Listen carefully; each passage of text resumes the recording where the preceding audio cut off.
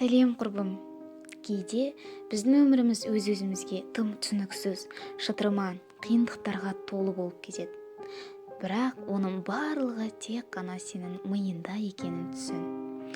Бірақ бұған қуан, себебі Алла Тағала өзін жақсы көретін құлдарына ғана сынақты жібермейді емес пе?